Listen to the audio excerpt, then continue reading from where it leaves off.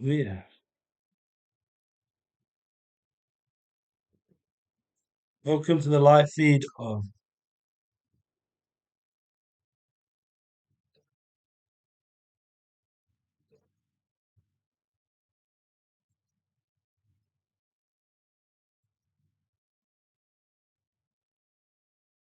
yeah.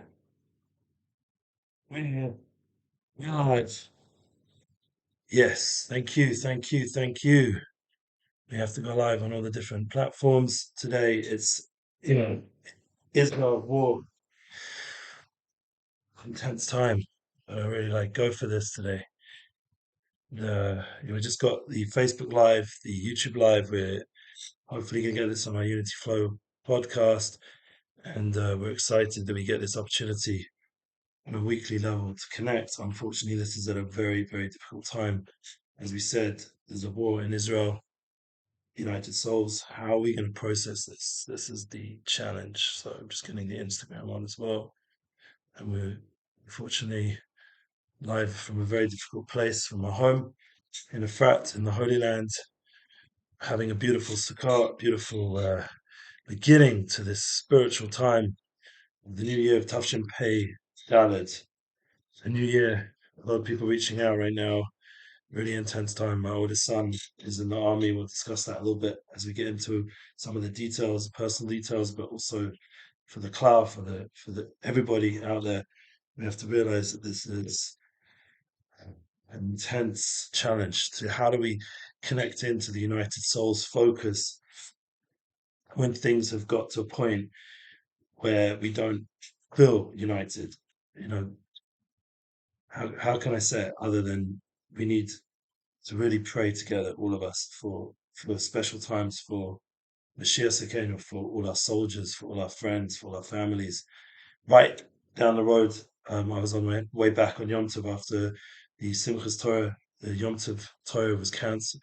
The beautiful prayer service of Simchas Torah, Shmini Atzeres in the Holy Land, in Efrat, was cancelled due to the sirens and the escalating situation on Shabbat day, the climax of Sukkot, the holiest day, a day of unification, united souls, literally, comes sirens, comes energy of chaos, soldiers all around, people with fear on their face, going into the miklat, going into the mamad, standing there, in a crazy way, trying to process that we're into a war situation on the Yom Tov, on the holiest of days. Excuse me if I'm not clear at any point, but this there's a lot to process and it's beyond words. We can't really verbalize it, but we're gonna, with God's help, do our best. Especially with in my home, and there is some actually coming around soon, shortly, to do a more professionally done video for his network, with his cameras and everything else.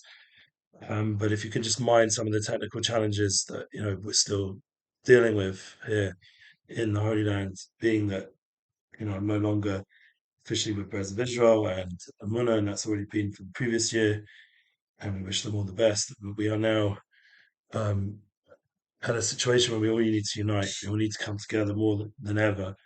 In fact, that's really the ray of hope that I'm seeing in this whole situation. When people were reaching out, people were helping in that moment when we were hearing the sirens, and we're all, as a community, working through this difficult experience. And you know that even the poster of YouTube, for example, someone put the time in Charles Sakkal for the Zera Shimshon at the Zera Shimshon, gave the time to give the hizuk, give the inspiration to get that special post. We'll put it up on the other platforms when we are able to.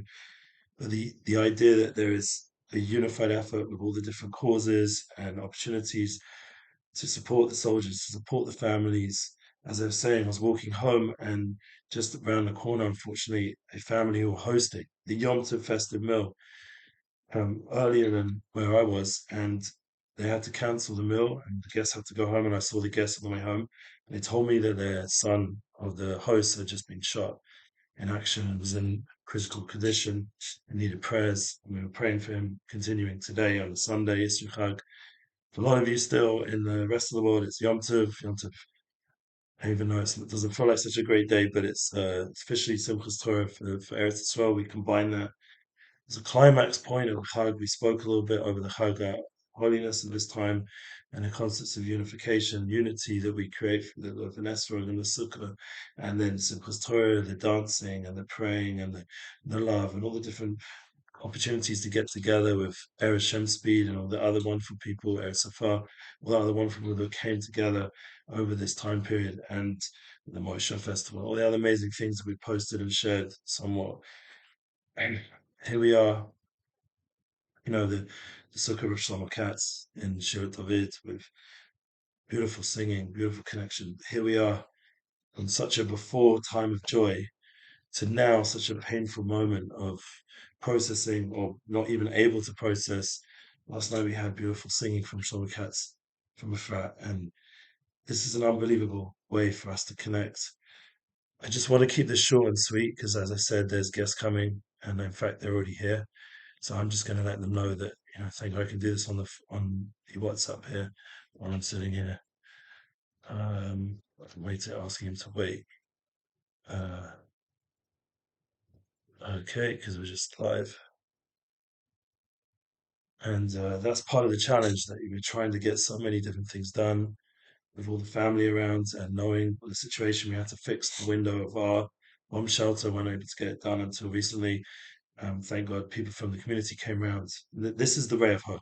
People from the community. There was no one being paid. It wasn't a Panos opportunity. Someone who wants to join the movement of hope and fight and war efforts to be able to support the people of unity, the people of light, to be able to give and connect.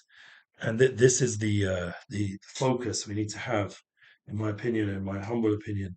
In such a difficult moment, we need to be able to strengthen our munah, strengthen our ability to unite as souls. And you'll say, well, what about all the people that are saying so much lies, so much lack of unity? So this is the clear moment that we get it before Mashiach comes, that all the negativity clarifies what it is, and all the positivity, all the truth. This is Rosh Hashanah, Yom Kippur, Sukkot, Shmini Atzeres. We clarify who we are, what we're here for, our truthful purpose, and then there comes the other side, the negative side, the darkness, the evil. Fair to say it, but it seems like the forces of darkness, like Amalek, come and show what they are, show that they're cruel, and as hard as it is for someone who's focused on unity, but the key to unity is to understand it has to be truthful unity. As my Rebbe said, the achdus has to be done correctly with the love and Ezra, bringing it together with both hands. Told the Rebbe was by him on Yom Tov. The idea that unity needs to be done correctly, and to understand that that means it excludes some forces out there that show they want to be excluded, that show they're about evilness and about negativity and about butchery and murder. And the cool pictures and videos that are coming out on their platform as if to celebrate their evilness is already showing the world, for anyone who has clarity in heart and is on the path of unity, what what they're about. They are already demonstrating their lack of unity. I once wanted to do a global event. Maybe it will still happen one day. Maybe it will need Mashiach to come for that to really take place. But there's global unity that's needed in the world through music, through creative energy, through souls joining together. Like a kind of 2024 for 25 live aid, but for unity in the whole world, to stream all the neshamas together. And I said I'd like to begin the place to begin that unity process has to come from Yerushalayim. From the Holy Land, now emanate to the whole world. And people said to me, yeah, but then you're going to have the BDS and all these guys who are against what you're doing. And the answer would be, so they will show their lack of unity. And that's what's happening now, unfortunately, through war, through murder, through heartbreak, through people mourning. And just another family in this community just lost a child in the war. I just literally found out another like half an hour ago. This is heartbreaking. My own son, as I mentioned, he was meant to be in Gaza with his unit. Right now, he's been selected as a specific group of his unit to guard the base where they came from and prepare it for the Miluim, and then head up either to Lebanon, which is unfortunately somewhat escalating with Hezbollah, Lo Aleinu, and or to head back down with the rest of his unit to the Gaza border. the Gaza border. And this is real life. This is intense. He came to me on Yom Tov, Shabbos Day, and we were in the mikla. We were able somehow to scramble some sort of tiny minion. We weren't allowed to be a large minion. We scrambled a little minion, and he came to me, drove up with the car, hugged me, I gave him a bracha, Yivarecha Hashem, Yishmerecha, Yoah Hashem, Hanav Alecha B'Yichanecha, Yisor Hashem, Hanav Alecha B'Simlecha Shalom. And I meant that for him, and then I mean it for all of you. As a Kohen in the Holy Land, that Hashem should bless us with united souls, with the ability to unite together, to help each other, be there for each other, connect to causes. You can reach out to me directly. So many causes. I have lists of them coming onto my phone, amazing people we can all connect with, opportunities to inspire, opportunities to give encouragement to the soldiers through kindness, through giving.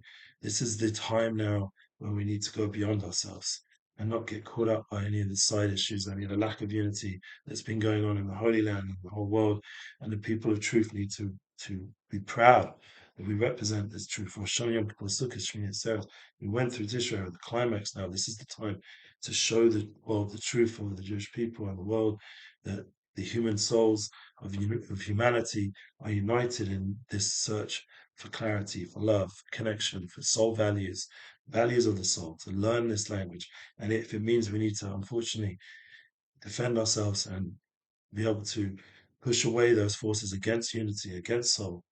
As I said, the new word needs to be not anti-Semitism, but anti-soulism. There's a whole movement. These people are anti-soul. The fact that they disregard life, the fact they disregard feminine beauty, the fact that they disregard so many things that are being disregarded right now, children, elderly people.